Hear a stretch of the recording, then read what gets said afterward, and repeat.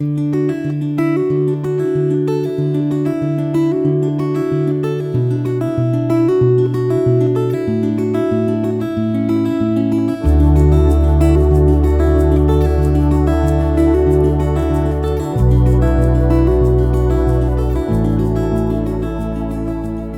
reading begins in Leviticus chapter 6, starting in verse 1. The Lord spoke to Moses, saying, If anyone sins and commits a trespass against the Lord, and deals falsely with his neighbor in a matter of deposit, or of bargain, or of robbery, or has oppressed his neighbor, or has found that which was lost, and lied about it, and swearing to a lie, in any of these things that a man sins in his actions, then it shall be, if he has sinned and is guilty, he shall restore that which he took by robbery, or the thing which he has gotten by oppression, or the deposit which was committed to him, or the lost thing which he found, or anything about which he has sworn falsely. He shall restore it in full, and shall add a fifth part more to it. He shall return it to him to whom it belongs, in the day of his being found guilty. He shall bring his trespass offering to the Lord, a ram without defect from the flock, according to your estimation, for a trespass offering to the priest. The priest shall make atonement for him before the Lord, and he will be forgiven concerning whatever he does to become guilty. The Lord spoke to Moses, saying, Command Aaron and his sons, saying, This is the law of the burnt offering. The burnt offering shall be on the hearth on the altar all night until the morning, and the fire of the altar shall be kept burning on it. The priest shall put on his linen garment, and he shall put on his linen trousers upon his body, and he shall remove the ashes from where the fire has consumed the burnt offering on the altar, and he shall put them beside the altar. He shall take off his garments, and put on other garments, and carry the ashes outside the camp to a clean place. The fire on the altar shall be kept burning on it, it shall not go out, and the priest shall burn wood on it every morning. He shall lay the burnt offering in order upon it, and shall burn on it the fat of the peace offerings. Fire shall be kept burning on the altar continually, it shall not go out. This is the law of the meal offering. The sons of Aaron shall offer it before the Lord, before the altar. He shall take from there his handful of the fine flour of the meal offering, and of its oil, and all the frankincense which is on the meal offering, and shall burn it on the altar for a pleasant aroma, as its memorial portion to the Lord. That which is left of it Aaron and his sons shall eat.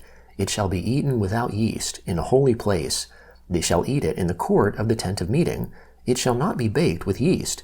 I have given it as their portion of my offerings made by fire. It is most holy, as are the sin offering and the trespass offering.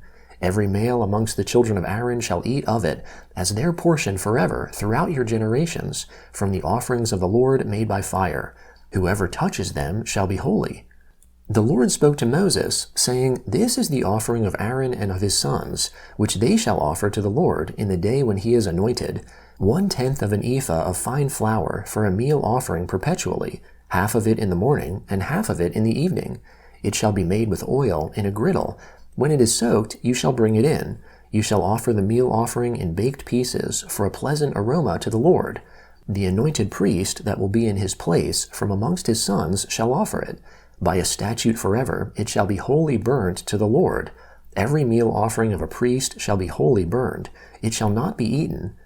The Lord spoke to Moses, saying, Speak to Aaron and to his sons, saying, This is the law of the sin offering. In the place where the burnt offering is killed, the sin offering shall be killed before the Lord. It is most holy. The priest who offers it for sin shall eat it. It shall be eaten in a holy place, in the court of the tent of meeting. Whatever shall touch its flesh shall be holy. When there is any of its blood sprinkled on a garment, you shall wash that on which it was sprinkled in a holy place. But the earthen vessel in which it is boiled shall be broken, and if it is boiled in a bronze vessel, it shall be scoured and rinsed in water. Every male amongst the priests shall eat of it. It is most holy. No sin offering, of which any of the blood is brought into the tent of meeting to make atonement in the holy place, shall be eaten. It shall be burned with fire. This is the law of the trespass offering. It is most holy. In the place where they kill the burnt offering, he shall kill the trespass offering, and its blood he shall sprinkle around on the altar. He shall offer all of its fat, the fat tail, and the fat that covers the innards, and he shall take away the 2 kidneys, and the fat that is on them, which is by the loins, and the cover on the liver, with the kidneys, and the priest shall burn them on the altar for an offering made by fire to the Lord. it is a trespass offering. Every male amongst the priests may eat of it. It shall be eaten in a holy place. It is most holy. As is the sin offering, so is the trespass offering. There is one law for them. The priest who makes atonement with them shall have it. The priest who offers any man's burnt offering shall have for himself the skin of the burnt offering which he has offered. Every meal offering that is baked in the oven, and all that is prepared in the pan and on the griddle, shall be the priest's who offers it. Every meal offering, mixed with oil or dry, belongs to all the sons of Aaron, one as well as another. This is the law of the sacrifice of peace offerings, which one shall offer to the Lord. If he offers it for a thanksgiving, then he shall offer with the sacrifice of thanksgiving unleavened cakes mixed with oil, and unleavened wafers anointed with oil, and cakes mixed with oil. He shall offer his offering with the sacrifice of his peace offerings for thanksgiving, with cakes of unleavened bread. Of it he shall offer one out of each offering for a heave offering to the Lord. It shall be the priest's, who sprinkles the blood of the peace offerings. The flesh of the sacrifice of his peace offerings for thanksgiving shall be eaten on the day of his offering. He shall not leave any of it until the morning. But if the sacrifice of his offering is a vow, or a free will offering, it shall be eaten on the day that he offers his sacrifice. On the next day what remains of it shall be eaten, but what remains of the meat of the sacrifice on the third day shall be burned with fire. If any of the meat of the sacrifice of his peace offering is eaten on the third day, it will not be accepted, and it shall not be credited to him who offers it. It will be an abomination, and the soul who eats any of it will bear his iniquity. The meat that touches any unclean thing shall not be eaten. It shall be burned with fire. As for the meat, everyone who is clean may eat it, but the soul who eats of the meat of the sacrifice of peace offerings that belongs to the Lord, having his uncleanness on him, that soul shall be cut off from his people. When anyone touches any unclean thing, the uncleanness of man, or an unclean animal, or any unclean abomination, and eats some of the meat of the sacrifice of peace offerings which belong to the Lord, that soul shall be cut off from his people. The Lord spoke to Moses, saying, Speak to the children of Israel, saying, You shall eat no fat of bull or sheep or goat. The fat of that which dies of itself, and the fat of that which is torn of animals, may be used for any other service, but you shall in no way eat of it. For whoever eats the fat of the animal which men offer as an offering made by fire to the Lord, even the soul who eats it shall be cut off from his people. You shall not eat any blood, whether it is of bird or of animal, in any of your dwellings. Whoever it is that eats any blood, that soul shall be cut off from his people. The Gospel of Mark, chapter 3, beginning in verse 7. Jesus withdrew to the sea with his disciples, and a great multitude followed him from Galilee, from Judea, from Jerusalem, from Idumea, beyond the Jordan, and those from around Tyre and Sidon. A great multitude, hearing what great things he did, came to him. He spoke to his disciples that a little boat should stay near him because of the crowd, so that they wouldn't press on him.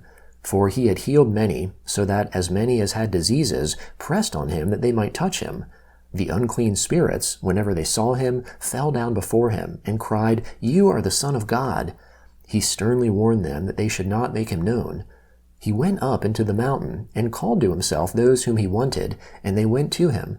He appointed 12, that they might be with him, and that he might send them out to preach, and to have authority to heal sicknesses, and to cast out demons.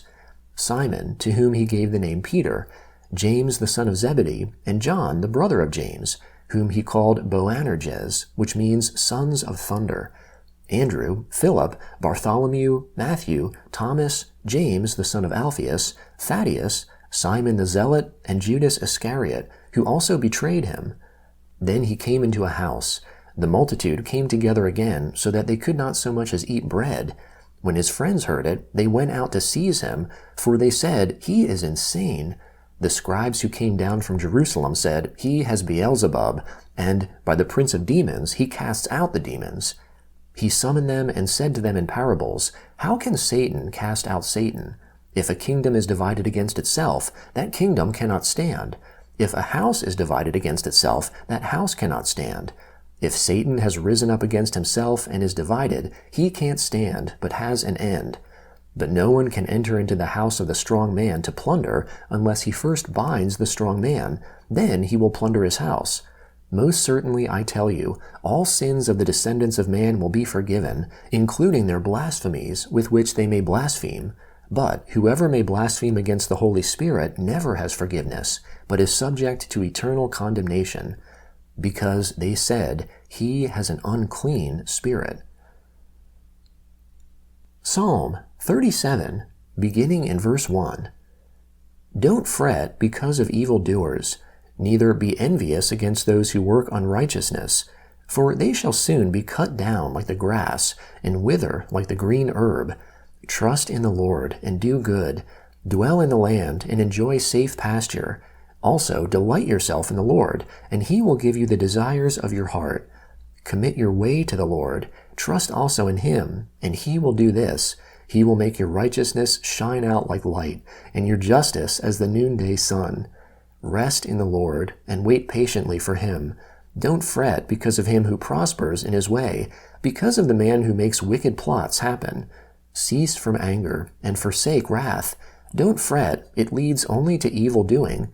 For evildoers shall be cut off, but those who wait for the Lord shall inherit the land.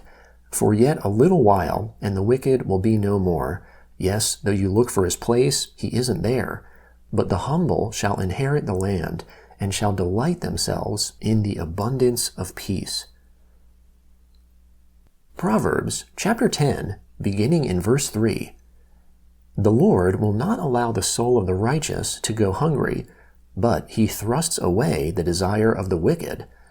He becomes poor who works with a lazy hand, but the hand of the diligent brings wealth.